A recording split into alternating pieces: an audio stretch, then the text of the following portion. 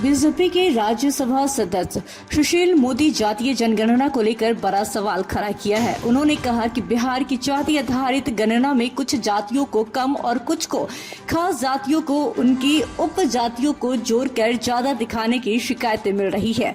इसके निराकरण और जातियों का नया वर्गीकरण करने के लिए सरकार को कोई हाई कोर्ट के किसी सेवानिवृत्त जज की अध्यक्षता में आयोग गठित करना चाहिए।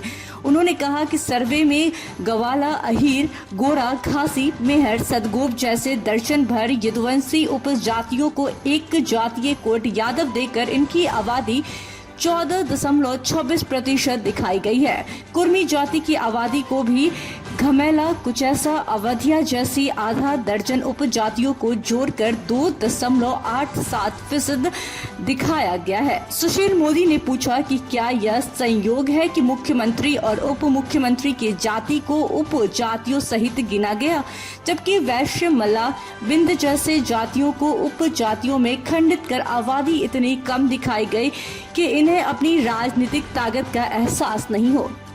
सुशील मोदी ने कहा कि बनिया वैश्य की आबादी मात्र 2.31% दिखाने के लिए इसे तेली, कानू, हलवाई, चौरसिया जैसे 10 उपजातियों में तोड़ दिया गया। यदि उपजातियों को जोड़कर एक कोड दिया गया होता तो यह संख्या 9.56% होती। मल्लाह को 10 उपजातियों में तोड़कर 2.60% बताया गया। उपजातियों को जोड़ने पर मल्लाह जाति की आबादी 5.16% होती। नूनिया जाति की आबादी 1.9% दर्ज हुई, जबकि इनकी बिंद, बेलदार उपजातियों को जोड़कर इनकी संख्या 3.26% होती। राज्यसभा सांसद ने कहा कि कुछ चुनिंदा जाति धर्म के लोगों की गिनती में सरकार ने एक षड्यंत्र के तहत उपजाति जोड़ो फार्मूला लगाया तो कोई अन्य जातियों के लिए उपजाति तोड़ो फार्मूला लगाया। यह भेदभाव किसके आदेश से हुआ, इसकी जांच होनी चाहिए। Bureau report, city post live.